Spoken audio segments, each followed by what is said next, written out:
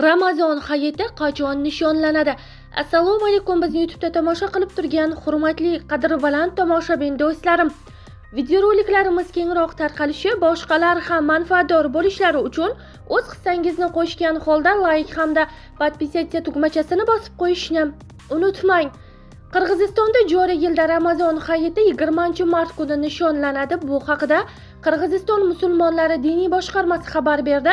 Qirg'iziston musulmonlari diniy boshqarmasi 2026-yilga Ramazon hayiti bayrami 20-mart kuniga to'g'ri kelishini ma'lum qiladi.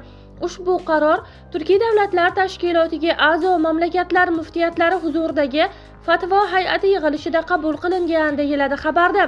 Bu kun mamlakatda dam olish kuni deb e'lon qilinadi.